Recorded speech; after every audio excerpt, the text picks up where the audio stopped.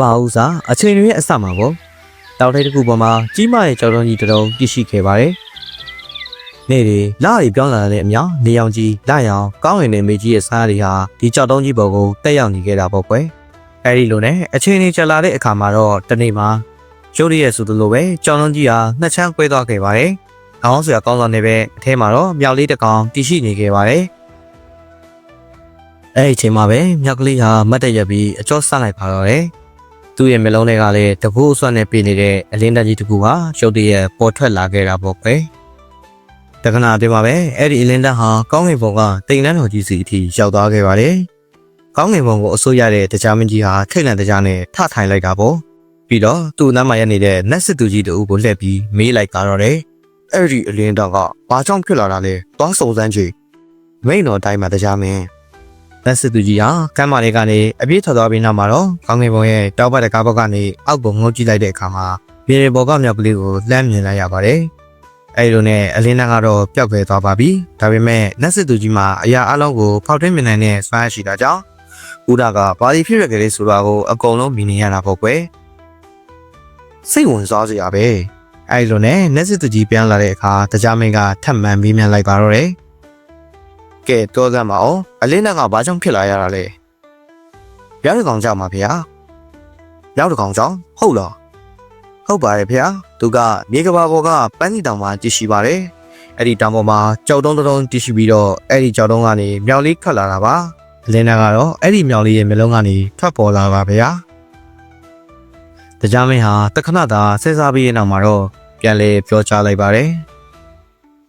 ်ဒါကတော့အအောင်စာပြီးဆိုတော့မဟုတ်ဘူးလေကောင်းငင်နေမကြီးပူပေါင်းတဲ့အခါမှာအောင်းပွဲစီရာတွေကတော့ဖြစ်တတ်တာပဲမဟုတ်လားအချိန်နဲ့တဖြည်းဖြည်းကုန်လွန်သွားတဲ့အမြမြောက်ကလေးဟာလမ်းလျှောက်တက်လာတယ်ပြေးတက်လာတယ်တစ်ပင်ပေါ်တက်လာပါတယ်စမ်းကြောင်းနေကကြီးတွေကိုတောက်တယ်မြက်ပင်နဲ့တတိတွေကိုစတောက်ပြီးရှစ်တန်ခဲ့ရတာပေါ့အဲဒီလိုနဲ့တတိတွေကိုစူးစောင်းတယ်ခူတွေနဲ့တောက်ထိပ်တွေကိုစူးစမ်းရှာဖွေတယ်သူဟာအခြားမြောက်တွေမြောက်လဲကျော်အားလုံးနဲ့မိတ်ဆွေတွေဖြစ်လာခဲ့ပါတယ်ညဘက်တွေမှာတော့ချောက်ကမအောင်မှာအိတ်ဆက်အလိုက်လေးရှိတာပေါ့ကွယ်အရန်ပူတဲ့မနက်ခင်းမှာတော့မြောက်တွေအလုံးဟာတစ်ပင်အေးအောင်မှာစော်ကစားနေကြပါတယ်ဒီနေ့အရန်ပူတာပဲကွာငါတို့စမ်းကြောင်းထဲမှာသွားပြီးရေစော့ချအောင်လေအေးဒီချံကောင်းသားပဲအဲဒီလိုနဲ့မြောက်တွေအလုံးစမ်းကြောင်းလေးစီကိုပြေးသွားကြပါတယ်စမ်းကြောင်းလေးတဲ့ကကြီးတွေဟာကြောက်သွန်းနေပေါ်ကနေတလိမ့်လေးစစ်စစ်နေတာပေါ့မြောက်လေးတွေဟာအေးမြလေးကြီးကိုခေါင်းဆင်းပြီးပျော်ရွှင်စွာရေကစားနေကြပါတယ်အခြေကြီးရှိပတ်ကြစနောက်ကြရင်လည်းပေါ့ခဏအကြာမှာတော့မြောက်မလေးတကောင်ကသူ့ကောင်းကိုကုတ်ရင်ပြောလိုက်ပါတယ်ငါတို့အလုံးဒီစမ်းချောင်းကြီးကိုတိတ်ချကြတာပဲနော်ဒီကကြီးကိုတောက်တယ်ဒီမှာကြီးကူးကြတယ်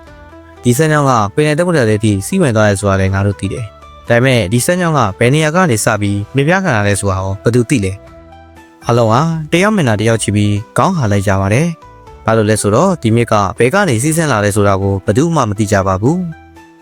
းဒီနေ့ငါတို့မှလည်းဘာအလုပ်မှမရှိဘူးဆိုတော့ဒီစမ်းချောင်းလေးတိုင်းလိုက်သွားပြီးသူ့ရဲ့မြေပြခံရကိုရှာကြည့်ချင်ရင်ကောင်းမလားအေးပျော်စရာကြီးဖြစ်မှာပဲသွားကြစို့အားလုံးဟာရှည်တဲ့ကနေခုန်တက်ပြီးစမ်းချောင်းလေးရဲ့ဘေးကနေစိုက်သွားကြပါတယ်တစ်ပင်တစ်ပင်ကနေတစ်ပင်ကိုပူကြကြောင်းလုံးတွေကိုခုန်ကျော်ကြမက်ဆောက်တဲ့ကြောင်ကမားတွေကိုတက်ကြတာပေါ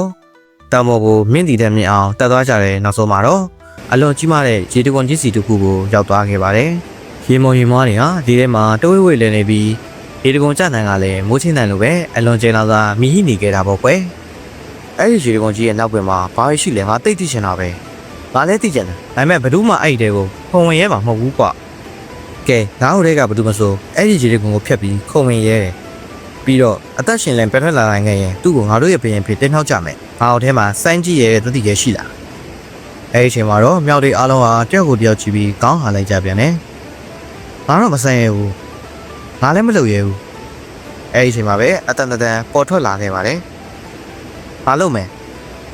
အတန်လာရအားလုံးကိုလမ်းဖယ်ပေးလိုက်တဲ့အခါမှာတော့ရှေ့ကိုထွက်လာတဲ့သူကကြောက်လုံးကနေဝေးထွက်လာတဲ့မြောက်လေးပဲဖြစ်ပါတယ်မင်းတကယ်ပြောနေတာလားကြည့်ရတာအနေများမဲ့ပုံပဲနော်အဲ့ဒီအချိန်မှာပဲမြောက်လေးကရီမောလိုက်ပါတယ်ငါကဘာမှမချက်ဘူးအားပြန်လာတဲ့အခါကျရင်လေငါဟာမင်းတို့အားလုံးရဲ့ဘယင်ဖြစ်ကမယ်အဲ့လိုနဲ့မြောက်လေးဟာအသက်ကိုပြင်းပြင်းရှူလိုက်ပြီးရေတကုံကြီးတဲ့ကိုတိုင်ပင်ထိုးချလိုက်ပါတော့တယ်။မြောက်လေးဟာရေတကုံကြီးကိုဖြတ်ပြီးခုံဝင်သွားတဲ့အခါမှာတော့ကြီးမားကျယ်ဝန်းတဲ့ကိုကြီးတစ်ခုကိုရောက်သွားခဲ့ပါတယ် အထက်ကိုရောက်တော့သူ့မျက်လုံးလေးဟာအောင်းသွားခဲ့တာပေါ့ခုကြီးထဲမှာဝါပင်နေလှပတဲ့ပန်းဝင်နေနဲ့ပြည့်နေခဲ့ပါတယ်နေရလေးပေါ်မှာလည်းရင်းကြီးပင်ဆင်းဆင်းလေးတွေဖုံးနေပြီးကူတွင်းမှာတော့ဆန်းချောင်းလေးတစ်ခုကလည်းတသင်တွင်စီးဆင်းနေခဲ့ပါတယ်မြူကိုနေတဲ့တူတောက်ပါတဲ့အလင်းအောင်တွေကဒီထဲမှာပြည့်နေနေတာနတ်ပုံလန်လန်းတစ်ခုလိုပါပဲကြောင်လေးဟာရှေ့ဆက်သွားတဲ့အခါပကံနေခွက်တွေပြင်လာတဲ့ဇပွဲရှည်ကြီးတစ်ခုကိုတွေ့လိုက်ရပါတယ်နေရာတစ်ခုပြင်မှာလည်းမိဖို့တစ်ခုရှိနေပြီးဂူတွင်းမိုက်မှာတော့တတမတာရှိတဲ့အိပ်ယာတွေနဲ့ပြင်နေတဲ့အိတ်ခမ်းကိုပါတွေ့ရှိခဲ့ရပါတယ်အပြင်မှာကြံခဲ့တဲ့မြောက်တွေကတော့ရေတခွန်ကြီးတဲ့ကိုရောက်သွားတဲ့မြောက်ကလေးကိုစိုးရင်တကြီးကြည့်နေကြတာပေါ့သူအောင်မြောင်ဖြတ်သွားနိုင်မယ်လို့မင်းထင်လားဟင်းမထင်သူရေစည်းနဲ့ပြောပါသွားတော့ပြီအဲ့ဒီအချိန်မှာပဲရုတ်တရက်ဖွမ်ဆိုတဲ့အတန်နဲ့အတူမြောက်လေးဟာရေတခွန်ကြီးတွေကနေပြန်ထွက်လာပြီးအားလုံးရဲ့ရှေ့ကိုဖုံချလိုက်ပါတယ်မင်းအသက်ရှင်နေသေးပါလားအဲ့လိုနဲ့မြောက်လေးကကျေလောင်သွားရှီမောလိုက်ပါတယ်ဟုတ်တယ်ငါအသက်ရှင်နေတယ်ပြီးတော့ငါတို့အားလုံးအတွက်တိတ်ကိုကောင်းအောင်တဲ့အရာတစ်ခုကိုငါတွေ့ခဲ့တယ်အဲ့ဒါဘာလဲဆိုတော့ငါတို့အားလုံးအတွက်အကောင်းဆုံးနေရာအဲ့ဒီလုံးကိုငါရှာတွေ့ခဲ့ပြီကဲမင်းတို့အားလုံးကနေလိုက်ခဲ့ကြပြပြဆူဆူနဲ့မြောက်လေးဟာရေတခွန်လေးကိုနောက်တစ်ခါပြတ်ခုံဝင်သွားခဲ့ပါတယ်နောက်တစ်ချို့ကတော့ကြောက်ပြီးသူတို့ရဲ့ခေါင်းတွေကိုကုတ်နေကြတာပေါ့ကွယ်ကြည့်ရတာအဲ့ဒီများလုံးပဲကွာသွားချစို့အဲ့ဒီတော့လည်းမြောက်လဲကြောက်ကပြောပြီးရေခွန်လေးကိုခုံဝင်သွားလိုက်ပါတယ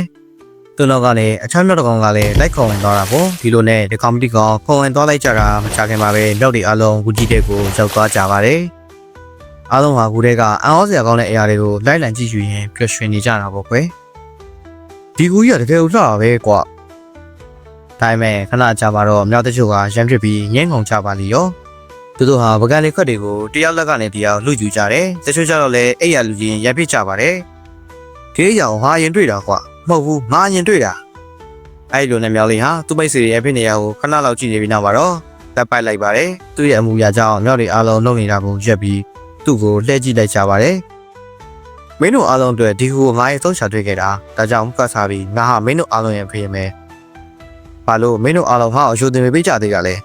ဒီလိုကြတော့မြောက်လဲကျော်ကရှေ့ထွက်လာပြီးပြောလိုက်ပါတယ်သူပြောတာဟုတ်တယ်ကွမြောက်လဲကျော်ဟာမြောက်လေးကိုဦးညွန့်အယူတင်ပေးပြီးခြေတော်စွာကြွေးကြော်လိုက်ပါတယ်မြောက်တို့ရဲ့ပြင်မြတ်တက်တော်ရကြော်ရှိပါသည်အဲ့ဒီခါမှာတော့ကျန်တဲ့မြောက်တွေအားလုံးလည်းဒူးထောက်ဦးညွန့်လိုက်ကြပါတယ်အရှင်မင်းကြီးတက်တော်ရကြော်ရှိပါသည်ဒီလိုနဲ့နေပေါင်းများစွာကျမ်းမြင့်သွားခဲ့ပါတယ်နေဘက်တွေမှာမြောက်တွေအားလုံးဟာတောထဲကဆန်းချောင်းထဲမှာပရှင်သာဆော့ကစားကြပြီးနောက်ဘက်မှာတော့သူတို့ရဲ့လုံခြုံတဲ့ဂူကြီးထဲမှာအေးကြစွာအိပ်စက်ကြပါတယ်တညမှာတော့မြောက်တွေအားလုံးဟာကြီးကျယ်ခမ်းနားတဲ့ပွဲတော်ကြီးတစ်ခုကိုကျင်းပနေကြတာပေါ့ကွယ်စပွဲပေါ်မှာတတိဝလံမျိုးစုံနဲ့ပြည့်နှက်နေပြီးမြောက်တွေဟာတချင်းတွေဆိုတီးမိုကခေါင်းရင်းနဲ့ပျော်ပြားနေကြပါတယ်အဲ့ဒီချိန်မှာပဲမြောင်မင်းဟာသူ့ရဲ့ပလင်ပေါ်မှာတက်ပြီးပြုံးကကြည့်နေခဲ့ပါတယ်ဒါပေမဲ့ခဏအကြာမှာတော့သူ့ရဲ့အပြုံးလေးဟာမိမ့်မိန်ပြောက်ခွဲသွားပြီးမျက်နှာဟာညှို့ငင်သွားခဲ့ရပါတယ်။တောင်ဟိုပင်နဲ့မြောက်လက်ကျော်အမတ်ကြီးဟာမြောင်မင်းစီကိုအပြန်သွားပြီးပြေးလိုက်ပါတယ်။အရှင်မင်းကြီးဘာကြောင့်ဝမ်းနေနေရပါလဲဗျာ။အဲဒီလိုနဲ့မြောင်မင်းဟာတပ်ပြင်းချလိုက်ပါတယ်။လာရီရဲ့ဘဝကတိတ်ကိုပြည့်စုံလို့နေကွာ။ဟုတ်ပါတယ်ဗျာ။ဒါမှန်ပါပဲ။ဒါဆိုဘာလို့ဝမ်းနေနေရပါလဲဗျာ။မြောင်မင်းဟာခဏလောက်တိတ်ဆိတ်သွားပြီးမှပြန်လဲပြုတ်ဆိုလိုက်ပါတယ်။တနေ့နေ့ကျရင်ငါတို့အောင်ရဲ့ဘဝကအဆုံးသက်သွားရမှာပဲကွာငါကတော့ဒီလိုပြည့်စုံတဲ့ဘဝကိုထာဝရတည်မြဲစေချင်တယ်အဲ့ဒီစကားကိုကြတော့နောက်လဲကျော်ရဲ့မျိုးလုံးတွေဟာပြုတ်ကျဲသွားခဲ့ပါတယ်အော်အရှင်မင်းကြီးကထာဝရအသက်ရှင်ချင်တာကိုဟုတ်တယ်ငါထာဝရအသက်ရှင်ချင်တယ်အဲ့ဒီအချိန်မှာပဲနောက်လဲကျော်ဟာသူ့မိန်းစီကိုပုတ်တက်ပြီးစဉ်းစားလိုက်ပါတယ်ဒီလိုဆိုရင်တော့အရှင်မင်းကြီးအနေနဲ့ပညာရှိရတဲ့ကြီးရှိမှပညာတော်တင်တင်ပါလိမ့်မယ်ညာရှိတွေဟာတိတ်ကိုညံ့ပညာကြီးမှကြတယ်သူတို့ဟာကိုယ့်ကိုအခြားစိတ်ဆန်တွေအဖြစ်ပြောင်းလဲနိုင်တယ်ကောင်းကင်မှာပြန်တန်းနိုင်တယ်ပြီးတော့ထာဝရအသက်ရှင်နိုင်တဲ့နည်းရက်တွေကိုသူတို့သိကြတယ်တောင်ဟိုကျောင်းတော်မြောင်းဝင်းဟာပြန်လဲပြုံးရွှင်လာခဲ့ပါတယ်ငါပညာရှိရတဲ့ကိုဘယ်မှာရှာလို့ရနိုင်မလဲလူသားရရှိတဲ့အရက်ဒေတာကိုအရှင်မကြီးရှာဖွေသွားရပါလိမ့်မယ်အဲ့ဒီနေရာမှာဆိုရင်တော့ပညာရှိရတဲ့ကိုတွေ့နိုင်ပါလေဗျာနောက်တနေ့မနေ့ပါပဲကျွန်တော်မရပေါ်လစင်ကိုကိုယ်တိုင်တိဆောက်ပြီးအစားအစာတွေကိုတင်ဆောင်လိုက်ပါတယ်။ပေါင်ကိုစမ်းကြောင်းနဲ့ကိုသွင်းချပြီးဖောင်ပေါ်ကိုခုံတက်လိုက်ပါတယ်။အဲဒီအချိန်မှာပဲဖောင်လေးရရစီတိုင်းဖြည်းဖြည်းချင်းမြော့ပါသွားတဲ့အခါမြောင်မင်းဟာသူ့ရဲ့ကျဲသူမိတ်ဆွေတွေကိုလက်ပြနှုတ်ဆက်လိုက်တာပေါ့။စိတ်ပူပူကြပါနဲ့ကလေးတို့ငါထာဝရအသက်ရှင်နိုင်တဲ့နည်းကိုတင်ပြီးတဲ့အခါကျရင်မင်းတို့အားလုံးစီကိုငါပြန်လာခဲ့ပါမယ်။ဒါလေးကတော့ဂျာနီတူတဝန်မြောင်မင်းလေးရဲ့အပိုင်းတစ်ပဲဖြစ်ပါတယ်။ကျွန်တော်ရဲ့ဝူခုံးကတုံးဇလန်းလေးကိုပုံမှန်တင်ဆက်ပေးပါမို့လို့ကျွန်တော်ရဲ့ channel လေးကို like and subscribe လုပ်ခဲ့ပေးဖို့တောင်းဆိုအပ်ပါတယ်။